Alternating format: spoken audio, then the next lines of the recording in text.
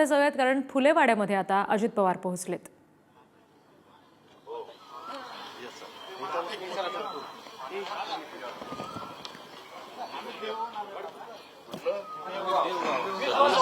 प्रतिनिधी ज्ञानेश्वर चौतमाल आपल्याशी जोडले गेले. ज्ञानेश्वर, अजित पवार सध्या फुलेवाड्यात पोहोचलेत असं कळतंय. काय नेमकं तिथलं नियोजन आहे कार्यक्रमाचं? बरोबर आहे. आज महात्मा ज्योतिबा फुले यांची जयंती आहे आणि याच जयंती दिनाच्या निमित्तानं पुण्यातल्या गणपेठेत जो फुलेवाडा आहे त्या ठिकाणी उपमुख्यमंत्री अजित पवार हे अभिवादन करण्यासाठी पोहोचलेले आहेत. मोठ्या संख्येनं कार्यकर्ते देखील त्यांच्यासोबत आपण पाहतोय आणि अगदी काही वेळापूर्वी महात्मा ज्योतिबा फुले यांच्या स्मारकाला उपमुख्यमंत्री अजित पवार यांनी अभिवादन केलंय आणि त्यानंतर इथल्या कार्यकर्त्यांकडून स्थानिकांकडून उपमुख्यमंत्री अजित पवार यांचा सत्कार या ठिकाणी करण्यात आलाय. दिवसभर आज वेगवेगळ्या कार्यक्रमांचं आयोजन करण्यात आलंय. आजच्या दौऱ्याची जी सुरुवात आहे ती फुलेवाड्यातल्या या स्मारकाला अभिवादन करून उपमुख्यमंत्री अजित पवार यांनी केल्याचं पाहायला मिळत आहे. जी, धन्यवाद ज्ञानेश्वर दिलेल्या तपशिलांसाठी. फुलेवाड्यामध्ये महात्मा ज्योतिबा फुले यांना जयंतीनिमित्त अभिवादन करण्यासाठी उपमुख्यमंत्री अजित पवार पोहोचले. शिवाय भाजप नेते चंद्रकांत पाटील सुद्धा आपल्याला दृश्यांमध्ये दिसत आहेत. ते देखील इथं पोहोचल्यानंतर त्यांचा देखील सत्कार तिथं करण्यात आला. दिवसभर खरं तर आज या ठिकाणी कार्यक्रमांचं आयोजन करण्यात आलेलं आहे आणि आज उपमुख्यमंत्री अजित पवार या ठिकाणी पोहोचले आणि त्यांनी सुद्धा ज्योतिबा फुले यांना अभिवादन केलंय. पुण्यातल्या फुलेवाड्यामध्ये अजित पवारांनी अभिवादन करण्यासाठी ही हजेरी लावली.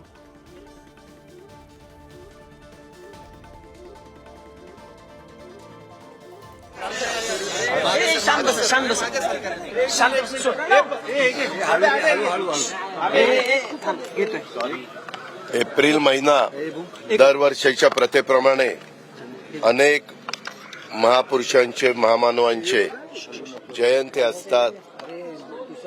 रमजान ईद तो कार्यक्रम त्या ठिकाणी असतो आणि नेमक्या आज 11 तारखेला महात्मा ज्योतिराव फुले यांची जयंती तसंच ईद हे दोन्ही एकाच दिवशी आलेले. 14 तारखेला घटनेचे शिल्पकार डॉक्टर बाबासाहेब आंबेडकरांची जयंती आहे, त्याच्यानंतर रामनवमी आहे, त्याच्यानंतर हनुमान जयंती आहे. अशा अनेक महत्वाच्या गोष्टी या एप्रिल महिन्यामध्ये आलेल्या आहेत.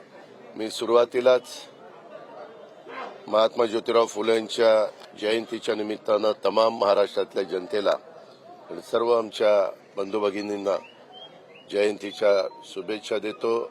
महात्मा ज्योतिराव फुले यांचं इथं जे स्मारक आहे इथं त्यांना मी अभिवादन करण्याच्या करता महात्मा फुले वाड्यामध्ये आलेलो होतो. एकनाथराव शिंदे, देवेंद्र फडणवीस आम्ही सगळ्यांनी मिळून, त्याच्यामध्ये भुजबळ साहेबांचं पण योगदान आहे, आम्ही सगळ्यांनी मिळून अतिशय चांगल्या अशा पद्धतीनं महात्मा ज्योतिराव फुले आणि क्रांतीज्योती सावित्रीबाई फुले यांचं स्मारक करायचं ठरवलेलं आहे. ऑलरेडी स्मारक झालेलं आहे, परंतु जागा फार कमी पडती म्हणून आजूबाजूची मोठ्या प्रमाणावर जागा घेऊन ज्या लोकांची जागा घेतली जाणार आहे त्यांना व्यवस्थितपणे मोबदला देऊन त्यांचं समाधान होईल अशा प्रकारचं त्यांचा पुनर्वसन करण्याचा आमचा सगळ्यांचा प्रयत्न आहे. भिडेवाड्यामध्ये देखील जिथं पहिली मुलींची शाळा सावित्रीबाई फुलेंनी सुरू केलेली होती ती पण जागा आता सगळी ताब्यात आलेली आहे. ती कॉर्पोरेशनच्या ताब्यामध्ये आता पण दिलेली आहे. त्याचे 5-6 प्लॅन देखील तयार झालेले आहेत. त्याच्यामध्ये साधारण मेजॉरिटी लोकांना जो मान्य होईल अशा प्रकारचा प्लॅन तिथं पास केला जाईल आणि नंतर त्याचं काम सुरू केलं जाईल. या दोन्ही कामांना कुठल्याही प्रकारची निधीची अडचण भासणार नाही ही ग्वाही महायुतीच्या सरकारच्या वतीनं मी आवर्जून देऊ इच्छितो. त्याच्यामध्ये स्वतः मुख्यमंत्री, उपमुख्यमंत्री आमच्या सगळ्यांची चर्चा झालेली आहे आणि त्या चर्चेप्रमाणे त्यामध्ये लवकर हे जे कंजेस्टेड जरा दाटीवाटी झालेली आहे थोडं इथं प्रशस्तपणा असावा, कारण पुढं वर्षानुवर्ष महात्मा ज्योतिराव फुले, शाहू फुले आंबेडकर, छत्रपती शिवाजी महाराज या सगळ्यांना इतिहास पुढच्या पिढीला कायम स्मरणात राहावा, त्यांना कळावा आणि कशा पद्धतीनं महात्मा ज्योतिराव फुले आणि सावित्रीबाई फुलेंचं त्या काळातलं काम झालेलं आहे हे प्रत्येकाच्या लक्षात राहावं. ह्याच दृष्टिकोनातून आम्ही ह्याचं सगळं प्लॅनिंग केलेलं आहे. हे प्लॅनिंग करत असताना हेरिटेज वास्तू कशी होईल ह्याही बद्दल प्रकर्षाने आमचा सगळ्यांचा प्रयत्न राहणार आहे. दादा एक राजकीय प्रश्न आहे. अरे कुठेही सासवडमध्ये काही सभा होतीये दादा, तुम्ही शब्द दिल्याप्रमाणे सगळ्यांना एकत्रित सभा घेताय. विजय बापू शिवतारे उद्यापासून प्रचारात दिसतील. आज विजयराव शिवतारे साहेबांनी स्वतः ज्यावेळेस एकनाथराव शिंदेच्या वर्षा बंगल्यावर एकनाथराव शिंदे, देवेंद्रजी, मी आणि विजयराव आम्ही चौघं बसलो होतो, त्याच वेळेस त्यांचे काही महत्वाचे त्या भागातले विषय आहेत. मग पिण्याचा पाण्याचा आहे, शेतीच्या पाण्याचा आहे, काही भागातल्या एमआयडीसीच्या संदर्भातला बारामती लोकसभा मतदारसंघातला आहे, असे काही त्यांचे विषय आहेत आणि त्या विषयाच्या संदर्भामध्ये त्यांनी चर्चा केली. ते म्हणाले की मी महायुतीच्या बरोबर आहे, परंतु हे विषय मुख्यमंत्र्यांनी आणि दोन्ही उपमुख्यमंत्र्यांनी मार्गी लावले पाहिजेत. ते काही पुरंदर विधानसभा मतदारसंघ आणि काही बारामती लोकसभा मतदारसंघ, मग भोरमधले आहेत, इतर भागातले आहेत, बारामती भागातले आहेत, अशा वेगवेगळ्या भागातले त्यांचे विषय आहेत. त्या विषयाला कुठंतरी मदत व्हावी, ते विषयाची सोडवणूक व्हावी या दृष्टिकोनात आमची चर्चा झाली. त्याच वेळेस त्यांनी सांगितलेलं होतं की मी एक दिवस सभा आयोजित करतो, त्या सभेला मुख्यमंत्री उपमुख्यमंत्र्यांनी आलं पाहिजे आणि आम्ही त्यावेळेस शब्द दिला की तुम्ही ज्या दिवशी सभा आयोजित कराल त्यावेळेस येऊ. त्या पद्धतीनं त्यांनी 11 तारखेला तिथल्या ग्राउंडवर सभा आयोजित केलेली आहे. मुख्यमंत्री पण जाणार आहे, मी पण जाणार आहे, अशा पद्धतीनं तो कार्यक्रम आहे. शिवतारेने कोणाकोणाची फोन आली होती दादा? तुम्ही इमोशनल झालात बरोबर. नाही, ते तुम्ही मला मूर्ख समजू नका.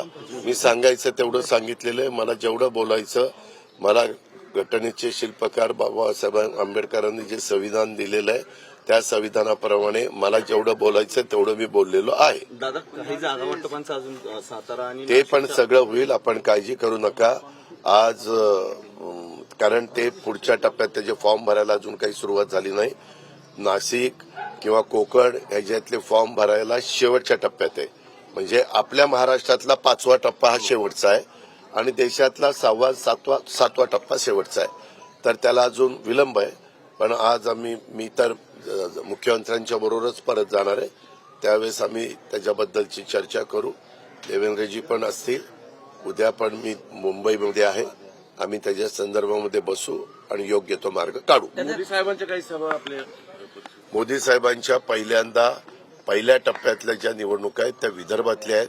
विशेषतः भंडारा, गोंदिया, रामटेक, नागपूर, चंद्रपूर, गडचिरोली त्या भागातल्या, आणि त्याच्यामुळे त्यांची एक चंद्रपूरला सभा झाली. दुसरी माझ्या माहितीप्रमाणे विदर्भातलीच त्यांची सभा आहे. रामटेकला झाली. नाही, तेच ना, चंद्रपूरला पहिली झाली आणि दुसरी रामटेकला झाली. अशा पद्धतीनं त्यांनी तिकडच्या भागात सभा घेतलेल्या आहेत. सभेला उत्स्फूर्त अशा प्रकारचा प्रतिसाद आहे आणि त्यांनी काय भूमिका मांडली हे आपण सगळ्यांनी जाणलेलं. दादा एकनाथ खडसे आज भाजपमध्ये प्रवेश करतायत. त्यांचं मध्ये त्यांनी स्वतः स्टेटमेंट केलेलं आहे. प्रत्येकाचा अधिकार असतो. त्यांनी घर वापसी केलेली आहे.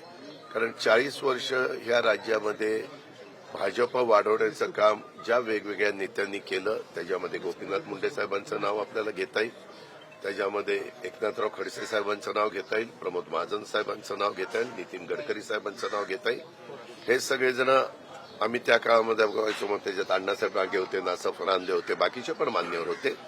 परंतु खऱ्या अर्थाने उत्तर महाराष्ट्रामध्ये सर्व दूरपर्यंत भारतीय जनता पक्ष पोहोचवण्याचं काम हे मी तरी बघत होतो. कारण मी पण 7 टर्मचा आमदार आहे. मला पण आता 32-35 वर्ष झाली. त्यावेळेसपासून मला समजतं तेव्हा किंवा मी राजकारणात आल्यापासून तिथं खडसे साहेबांचंच प्रभुत्व होतं आणि त्यांनीच खऱ्या अर्थाने ती संघटना भारतीय जनता पक्षाला एक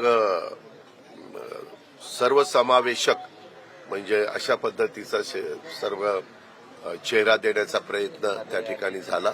बहुजन समाज असेल, मागासवर्गीय समाज असेल, सगळ्या समाजाला तिथं सोशल इंजिनिअरिंग ज्याला आपण म्हणतो ते तिथं हे करण्याचा प्रयत्न झाला आणि त्याच्यात त्यांचं योगदान मोठं होतं.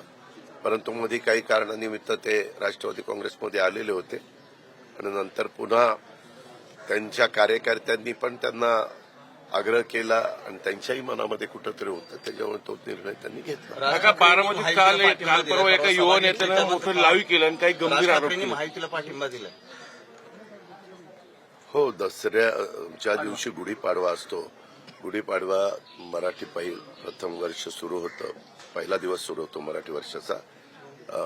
चैत्र महिना सुरू होतो, त्यावेळेस त्यांची सभा असती आणि त्या सभेमध्ये त्यांनी गेले महिनाभर आपण सगळेजण दाखवत होता की राज ठाकरे साहेब काही मार्गदर्शन करणार आणि त्यांनी विचारपूर्वक आज तरी देशामध्ये नरेंद्र मोदींच्या सारखा मजबूत नेता 140 कोटी जनतेला नेतृत्व देणारा नाही कुणी आणि त्याच्यावर मोदी साहेबांच्याच पाठीशी आपण उभं राहिलं पाहिजे अशा प्रकारची भूमिका त्यांनी स्वीकारली आणि त्यांनी त्याच्यामध्ये बिनशर्त पाठिंबा दिला. त्याच्याबद्दलची कारणं पण त्यांनी सांगितलेली आहे. राज ठाकरेंचं व्यक्तिमत्व असं आहे की नेहमीच त्यांना जे मनातनं वाटतं ते त्या ठिकाणी बोलून दाखवतात आणि तशा पद्धतीचे निर्णय घेतात आणि हे त्यांचा जो काही गुण आहे तो त्यांनी स्वभावाप्रमाणे ह्यावेळेस तशा प्रकारचा निर्णय घेतला.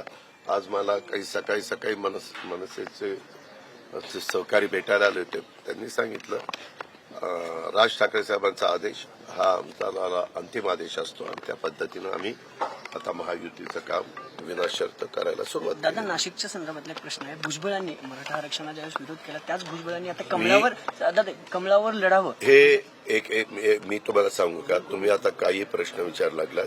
मला जे काही उत्तरं द्यायची होती ती दिलेली आहेत. मला पुढच्या कार्यक्रमाला जायचंय. धन्यवाद. निवडणूक लढतील का? निवडणूक लढतील का दादा? दादा